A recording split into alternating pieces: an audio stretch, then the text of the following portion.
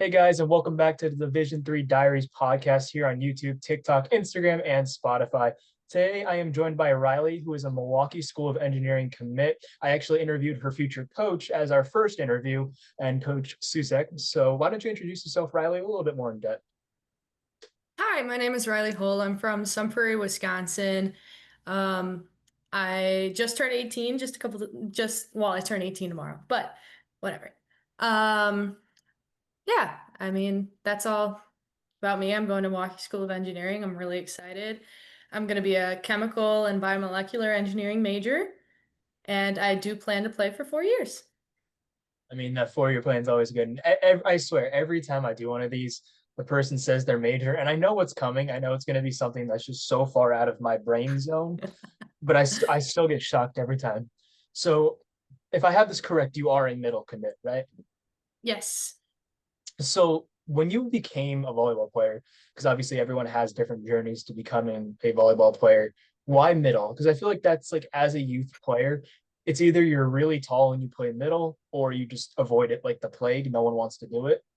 So kind of going into your volleyball career, were you always a middle, or did it kind of become something you enjoyed, or were you just kind of put there because you were the tallest one on the team, like many people are?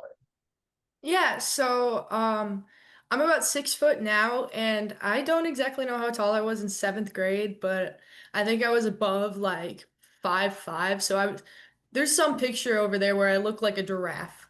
I was just placed 13 U's straight in the middle, had no idea what I was doing. My poor setter was always running into me. I had no idea what I was doing. But as years came and went, I fell more and more in love with the position. I just love blocking is my favorite thing to do, so I'm in the perfect position to do it. And to be honest, it's what got me the most playing time because nobody else wanted to play the position. So it's like, I'll just do it. I have fun doing it, so I'm going to do it. Sounds very similar to my old roommate, really good friend of mine. He was a men's player at Sage. Shout out Michael. The way he got into volleyball was one day I was like, "Hey, you're kind of tall, and we don't have anyone on our team tall. Can you come play middle?" And he was like, "Sure." And of course, he had the same journey where he was like, "Oh no, the setter's gonna keeps running into me. I don't know what I'm doing." But he ended up falling in love, and you have only played a year, and he ended up going to college for it. So can't complain. And so obviously, like you are committed. That must have been a great feeling. I remember when I committed, it was like finally like it was just it wasn't even the fact that of the school I committed to. It was like, oh my goodness, that like layer of stress is over. Because obviously recruitment is one of the most stressful things in terms of your volleyball career. It's that first major hump. Actually, I'd say second major. First major being like I'd say junior, senior year plus club. But when you were going through recruitment, what would you say was like the most difficult thing? Because for some people, I feel like it's getting that initial email out. For other people, I feel like it's more like, hey, like I have this communication. How do I keep it going? And then for some people, it's just the decision to pick a school. So in your like recruitment journey, even if it started when you first started playing volleyball and you first had the idea, like, wow, I want to go further with this, like what was the hardest part? Like what was the hardest hump to get over? I have had an unusual high school journey. I did my last 2 years of high school as a dual enrolled college student at Madison College. So, my parents and I invested in NCSA, and that really, really helped. Um, I mean, talking to coaches, emails were really not that hard for me because I participated in a club called Forensics, which is about public speaking and debate, and I was pretty good at it. And so I really have no qualms with speaking to people I don't know and doing interviews and things like that. So that really wasn't the hardest part for me. It was really the decision making. It came down to two schools in the end, between Clarkson University up in Potsdam, New York, or MSOE. And I ended up going with MSOE because it was much closer and just I'm so connected with my family that moving 15 hours away just didn't seem reasonable. I mean, either one of those choices would be great. I have been to Clarkson on multiple occasions. It's about 3.5 hours from where I am. It is a great campus, but I also know the Milwaukee School of Engineering is just beyond volleyball academically is just a really, really, it's a hot spot now from what I've seen. So, I mean, that I mean, and obviously, I also love debate. I love public speaking. I've taken many public speaking classes. Anytime I see like an elective that says public speaking anywhere in the description, I take it. So I feel like that is a lot less stressful than I feel like I've talked to when it comes to a lot of recruits. And NCSA is a great service. I know a lot of people are very like skeptical buying into those things, but it works. I mean, it works. I regret not doing it. I mean, as a coach, we get emails all the time from recruits, and we also get like, "Hey, this is a recruit you guys might like based on your recent recruits you've looked at." And the coaches who do those evaluations are so helpful. Um, there's like three or four that are consistently doing them, but I know there's so many more. So I mean, I'm really happy to hear that it wasn't as stressful of a journey for you. I know for me, especially since I wasn't using the recruiting services, it was quite stressful. I think I had about five, six, seven offers at the end, but to get that initial communication going was a lot harder, and that's what I think NCSA does uh, really well. And but obviously, you mentioned Clarkson, MSOE being your top two. Besides like the distance, because I feel like that's like the obvious, the distance from home. What was like the leading factor of choosing MSOE?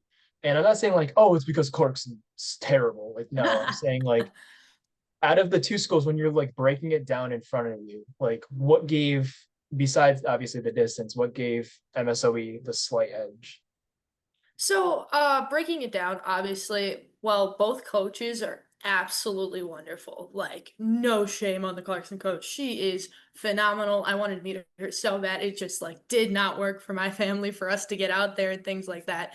She was wonderful every time I talked to her. But I did get a scholarship through Clarkson. However, Clarkson is a little more expensive than MSOE is. And like I mentioned, I was a student at Madison College and I earned, I think about 70 college credits. I have an associate's degree, so I have a lot of college credits I'm transferring in, and more college credits transferred into MSOE. So that was a big factor in my decision, as well as that I can do more with the credits that I had already earned at MSOE than I could at Clarkson. I mean, geez, just flex on everyone. Yeah. I'm sitting here pretty with my 40 going into my junior year. Um, but I mean that I that's got to be the easiest decision, huh? 70 credits, they all transfer, fine with me by me. But obviously, like I feel like you mentioned that both coaches playing a massive impact. Did you ever end up taking like a visit out to Clarkson, or was it just kind of an online communication? I was supposed to take visit. It just ended up not working out because we had a family thing that happened. And I mean, Coach LaBelle was so understanding. She was so wonderful about it. She like even sent like gratitudes to my mom and just was so kind about us not being able to get out there. And I mean, like even when I told her like, "Hey, I'm going with MSOE instead of Clarkson," she was like, just make sure. I want to make sure this coach isn't pressuring you, right? She's not making it. She's not doing this, and this. And she was really looking out for me in that situation and all that stuff. And she's super wonderful and super sweet. So, but yeah, it was. I didn't end up getting to go out there because of family stuff, but I would have loved to. It just the distance really ended up being um too much for us. Yeah, I definitely get the distance thing. And I feel like it's becoming a new trend for people just in general, not even just beyond athletics. They'll go to a college 50 states across the country, like from one end of the nation to the other, and realize, oh shoot, I'm kind of far from home. And then they move back. It's a common trend. So I think the trend we'll start seeing more of is a lot of players staying local. I mean, I recruited a girl from Arizona, and we did not expect her to commit, given her talent. She's an insanely talented player, and the distance from Arizona to the middle of New York. And then she committed. So I mean, what do I know anymore? But obviously, like Coach Tuzak is an incredible coach. She's an incredible person. She's really sweet to talk to. And she's building a very strong, very strong industry that's pretty much just entirely youthful. Like their her entire roster going into next year. Most of them are returning, especially a lot of the key players like Shat Schneider. So what does it feel like going into a program that's kind of on an upward send of a rebuild? Because I feel like when you're doing a rebuild, you have the initial like, oh, we won 3 games. Then you have the descend to where you're getting recruits, but you still aren't there yet. And now I think MSOE is kind of on that up where a trend where they're starting to get wins as well as get recruits. So what does it feel like going into such a youthful program, knowing like these girls aren't like 4 or 5 years older than you, they're around your age, and especially coming in with what 3, 4 other players as well. How is that like making you feel in terms of like wow, like because I feel like if you were, it's a very much different situation to go into a school that has 10 seniors going into your freshman year than it is to go into a school like MSOE where you have like 2 seniors, three juniors, 4 sophomores, something like that. So like how did that also play an influence on picking MSOE? Just the roster out. So, I've actually been a part of a building program through my high school. Is that we've had a lot of stuff weird happened. Our high school split my sophomore year, and then we had multiple coaching changes happen. And so I've been a part of like the building and the decline and the just, oh, we're starting to get better. And this year behind me, these juniors are phenomenal. And I bet you after this year, they're just going to skyrocket because there is talent coming through. Um, Looking at MSOE, I am so excited to be a part of the build because I mean, what drew me to MSOE through Coach Susak was just how dedicated and how passionate she is for building this team. And when I took my visit, I talked to 2 girls, and they just explained the vast difference between the previous coach and Coach Susak and how she brings out the best in players and just really makes the environment wonderful. And for sure, I am ready to fight for my spot on the court. I am so ready to do that with the class. I think there's 6 of us in this new 2025 class, and I am so excited to just be a part of it, be on the team, and hopefully be a big factor on the court. I mean, I can definitely understand the whole like rebuilding in high school. So my when I started my high school career, because they we did it a little weird where the ninth graders would go down to play modified because it was our first year. It was like their first year that our conference was doing modified, so no one could get players. So all the ninth graders at every school pretty much went down. But my sophomore year of high school, we were like the top dogs. Like obviously COVID hits, that sucked. But we went, I think that COVID spring season where we only played one team each, like 6 teams, we went like 4-1 or something like that. So we were the top dogs. And then junior year as well, like we were also like near the top. We had finished third or fourth. And then like my senior year, there was a coaching change. And then it wasn't anything with skill. It's just we went down. It was just bound to happen. It's nothing against our coach. I personally think, regardless of our record, we did amazing. We all like we had 3 guys go to college for volleyball, which our school hasn't seen one dude go to college for volleyball in 10 years. So like it went like the our record went down, but like our skill was still up there. And then this past year, their skill is up here and the record was up here as well. So that's really exciting to see. Exciting stuff. But the thing, if I were honestly, if I were you, the thing I'd be excited about is you get 3 year, 2 years at least, 2 or 3 years at least of the same setter and Brooke Flutterman. So Mhm. that connection's gonna be it's gonna be fun. And just a fun little question: as a middle, obviously, like your pins have so many sets. Like a right side has a Mhm. 5, a red ball. Your outside has a shoot, a quick, a 4 ball.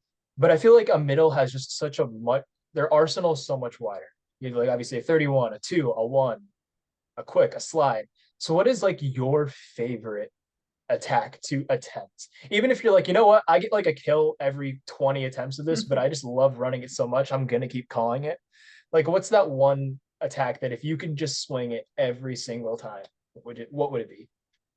Um, Nobody from my conference should be listening. I love to run bees. I love to run bees every single time. It's my favorite thing to do. For my little trick, I like to run a C. I like C's a lot more than slides. Sorry, coach. I really don't like slides, but I will do them. Um, I don't know. Bees just always felt supernatural. My 17's year, the connection my setter and I had, it was just perfect. We could run a bee and get a kill like half the time, maybe more. It just felt so right.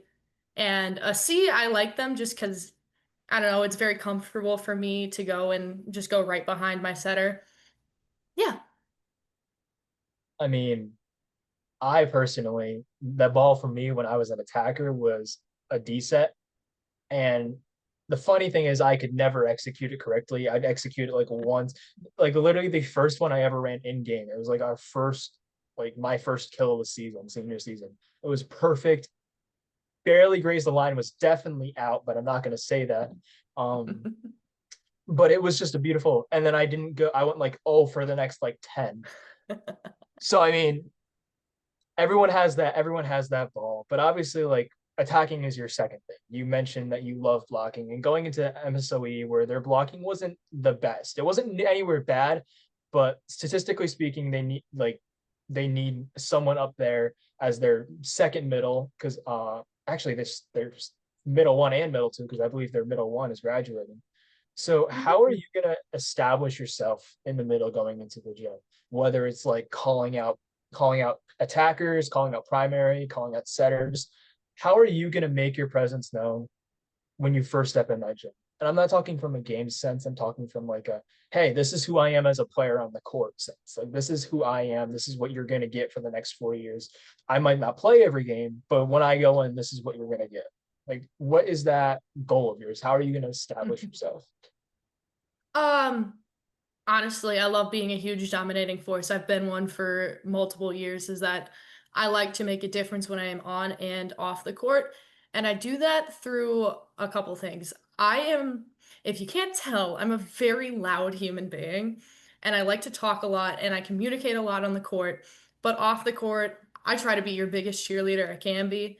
And even if that is like sitting next to a player who might be having a little bit more of a down game and just kind of talking to them a little bit, just giving them a little pep talk, or if it's like screaming on the sideline and doing the fun cheers and all those things like that. But as a middle, um, I try to kind of isolate when I see like the biggest threat. I try to make sure I can limit the biggest threat they have on the court. It tends to be the outside, but um, yeah, I just try to help limit the biggest threat, communicate as much as possible, and give you everything that I can at that moment in that time. And so, yeah, people will see my number and they'll know who I am because I am just very loud and very distinctive. I also wear a headband, so that makes me stand out even more. We had for to go two things to go off. The first one being we had a girl on our team. I mention her a lot, but shout out Emma Friedel. People on opposing Empire 8 conference knows her because of how insanely goofy she is. Obviously, she has her moments where she just goes off. She's an incredibly talented player, but like her energy is like it's unmatched. You can't beat it. And I mean that is something for people out there who might not get a lot of playing time. You can still make your presence known by just being yourself. And it's a crazy thing to say. I know, like, oh, you're not going to get playing time. Like, no, it's just that it's an ever so changing game, and at the end of the day, as long as you're doing something that makes benefits you and your team, that's all that matters. Um, but I mean, the second thing I want to kind of speak on is you're a middle. And in my honest opinion, middle is probably the most, besides setter, is the most mentally excruciating position. Because you step on that court, you have to first analyze who your hitters are, second, analyze where in the rotation you are, analyze the score because, for example, a lot of middles will only run, say, slides in positions that are needed them rather than just running them to run them. Then the hard part, obviously, measuring your blocks, understanding in your head, reading the scouting report of who the primary is, who on the court can hit where. So, how have your past coaches and how do you think Coach Susak is going to influence in terms of that mental stress that comes with being a middle. Because I feel like a lot of people don't stick with middle because of the stress. It has nothing to do with height, nothing have to do with athleticism. It's just it is such a mentally excruciating position to just think about because there's so many layers every single play. Because you're not just going on the court and saying, okay, this is my mental setup for this game. No, it's you're doing resetting this mental and rethinking it every single play, every single attack. So obviously it's a lot. So how do you have your past influences, coaches, teammates really helped you out with that? So in my volleyball career, I felt very lonely for a lot of the time. It's just kind of those first couple years, I didn't get a lot of support from teammates or coaching staff. So for those first like 2, 3 years, I was very like I was one of those players where if I was kind of in a bad mood, you could see it even though I was trying to give you everything I had. That kind of switch happened when I think 15 or 16 U is when I went to Madtown Juniors and the former director, Amy Angelos, there was a practice, I think it was one of the first, where she made me stay late because she could see while I was playing how frustrated I was and she was like, I know you want to play further. Here is this thing that you need to get in check with yourself is that you're great on the sideline, but you are like beating down on yourself in your head, and I can see it. And so from then on there, I was like, yeah, here's one of those big things that I can work on that is a part of the game outside of the physical aspect. And um, I have found myself to have a mental toughness that started to be built then and through because I've gone through absolutely rigorous academics, which forced me to have a tough mindset as well.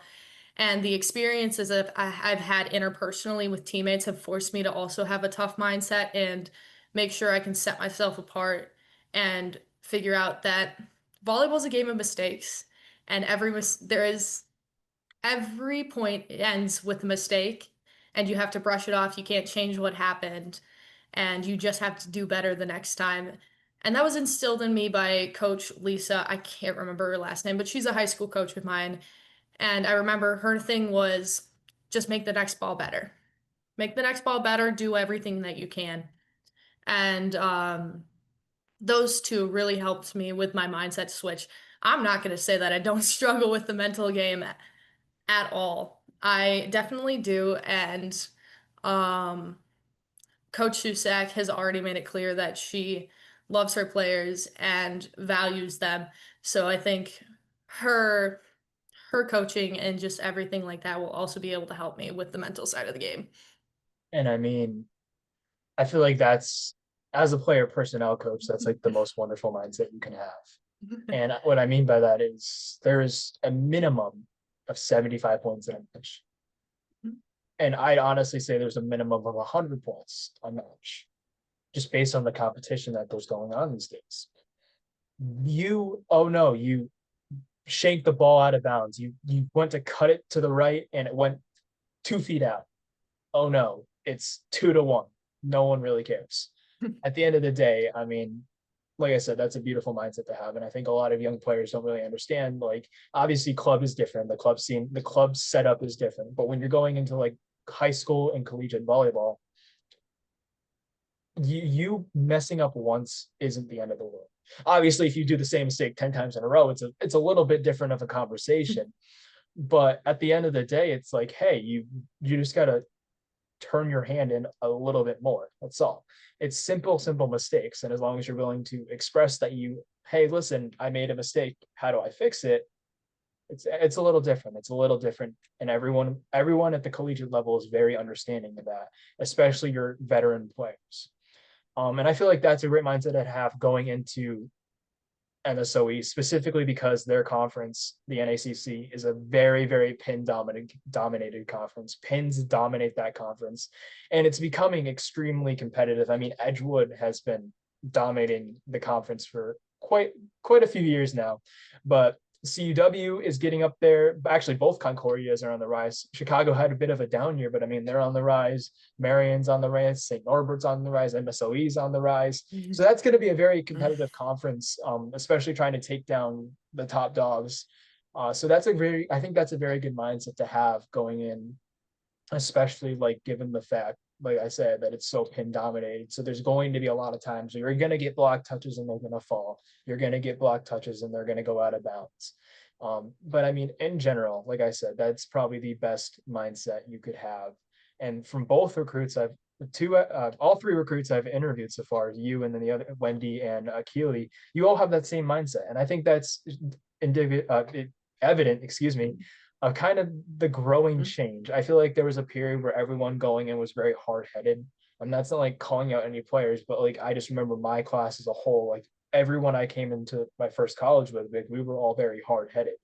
And I don't know if that's just a men's thing, if it happened on the woman's side, but to see that jump in mentality is just absolutely incredible to watch. Um, and I feel like that can be a positive influence, especially if you do play 4 years.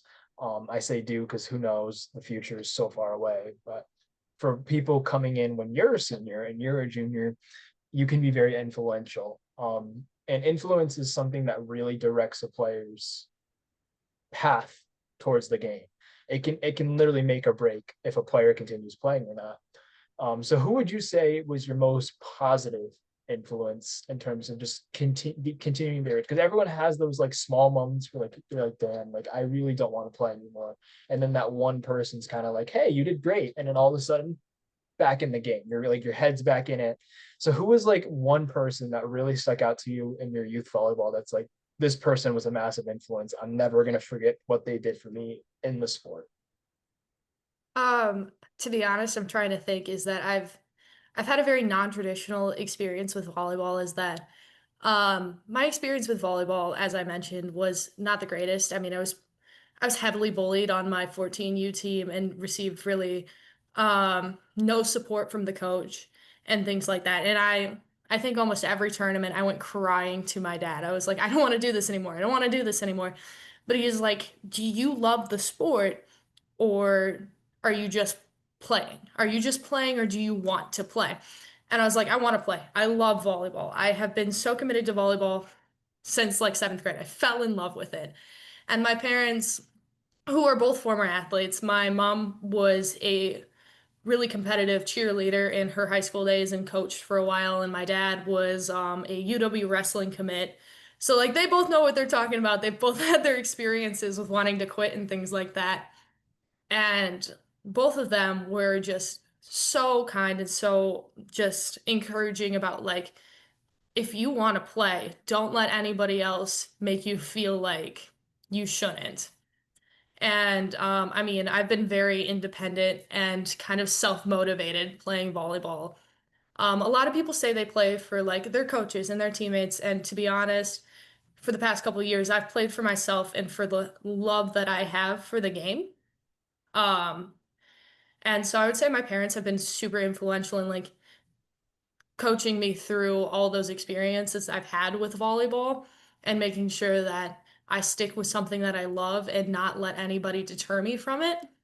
And through those experiences, I tried to be the person my entire high school career that people could look up to and turn to as the person that like I didn't have when I was coming up through high school.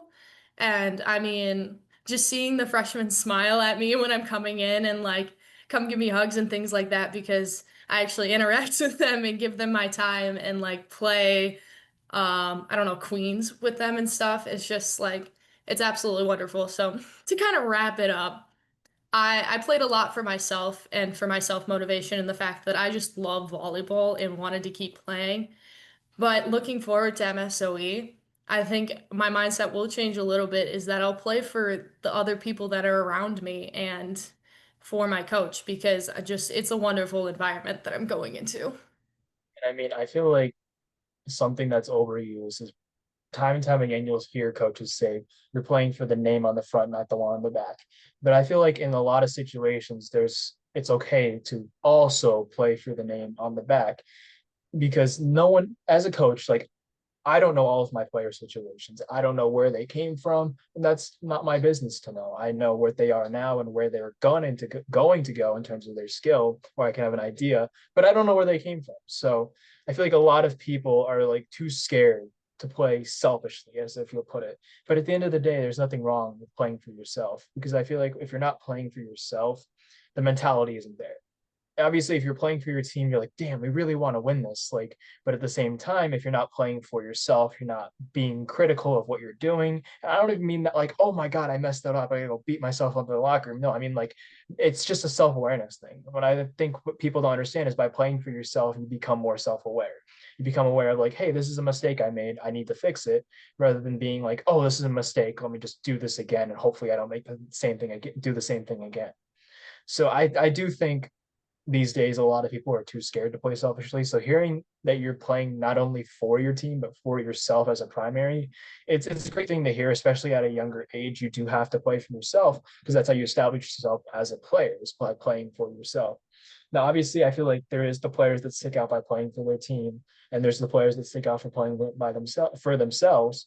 And I think going to MSOE, you're gonna Coach Susek's gonna do a really good job at merging those two ideas for not only you but the other commits coming in, and any commits that might end up committing really late into the season. Who knows? Like maybe you'll get a transfer over the summer. Like things happen. Um, but at the end of the day, like that's not a bad mindset to have. And I think people these days are very like in their minds are very much that that is a bad mindset to have. But at the end of the day, it's really not. You're not saying I'm not playing for this team. It sucks. Like I'm just here to do my thing. Like no, you're saying like, hey, I'm trying to be critical of my own thinking. And I think that's very much a very mature way of thinking. But one final question, and it's like the same question I asked everyone. It's my favorite question because I love seeing like the variety of answers from like, hey, my mom's a coach to hey, like this is my favorite player I watched growing up. Who's your volleyball idol and like why? Oh, oh, I was not prepared for this. Um, um, I really have liked Dana Rettke. I got to meet her once at a blocking camp at Badtown Juniors. There's a picture of me with her. That was awesome. To be honest, my volleyball icons are the 2020 women's USA team who I got to watch win gold at like 11 p.m. at night because Yes, I stayed up to it watch was and I like was so excited. it was like 2 a.m. for me. And I was like, there's like I was thinking in my head, obviously they're doing so good now, but at the time I was like, I might not get another chance to see some of these players. Like at the time, like you're like thinking about it at the time, you didn't know if you were going to see Jordan Larson again. You didn't know if you were going Yeah. to see Michelle Bartley again. Like it just you didn't know. Obviously, Jordan Larson was like, you know what, we're going to do another one. So that happened. But I definitely get that. And obviously, like National Player of the Year and Dana Rettke, you can't get much better than that. Like a national, not only a National Player of the Year, a National Player of the Year out of the middle. And I do not remember any middles before her that would have won it. I'm not saying like there wasn't, but I can't remember because I don't know if Yossi Presley was in the middle at the time. I think she was a right side. So I mean that is another thing. Like for middles around the women's game, that's got to be like the wow, we got a middle National Player of the Year. Because then obviously after that you have Eggleston, who's an outside, and then you have like I can't even think anymore, but I just know pin, setter somewhere in there, and Madison Lilly. But I mean the 2020 as a whole was a great year for women's volleyball. And I think a lot of people's idols stem from that era. Not only the women's team, the national team, but like even looking at the collegiate game, like this was like before Jui Nada really took off, and then as they were starting to establish their dynasty. And then Division One, like in my opinion, the best national championship matchup of the last 6 or 7 years in Texas versus Kentucky. Best two offenses in the country with Madison Lilly and then Jenna Gabriel, who I've had the pleasure of speaking to in the past. But I mean that the whole women's national team is a great, um, especially the middles nowadays. But like even back then, like Ubagu, probably one of the best middles we've had at the women's level, national team level in many years. And nowadays, like our middles are going off. We're not having the best VNL right now, but our middles are going off. So I mean, gotta love it with Red Key, Amber from UH. But I mean, at the end of the day, I definitely love those idols. And those, I mean, though that's a very high. I feel like if you have Dana Rettke as your top dog, that's a very like that's a good goal upsend towards that. But all in all, I mean, thank you for so much for joining. Thank you for taking the time out of your day to talk to this idiot. No, I really appreciate you having me. I've like never been interviewed, even though I've wanted to. It's just like I have so much to talk about and so many things to share. I've really enjoyed my time. I mean, sometimes I prefer interviewing over being interviewed. And there's nothing wrong with reaching out to a coach and saying like, hey, like I was wondering if I could interview you just for a fun project that I'm thinking of doing. Because 95% of the time the coaches can be like, yeah, sure, especially at the Division 3 level. You'll have coaches all the time that are like, oh, of course, like anything to get my name out there. It's a very tight community. So I mean that's an option if you ever wanted to do it. But I won't hold you any longer than I need to. And I really do appreciate you taking time out of your day to join the podcast. Yes, thank you. I hope you have a great day as well. Thank you.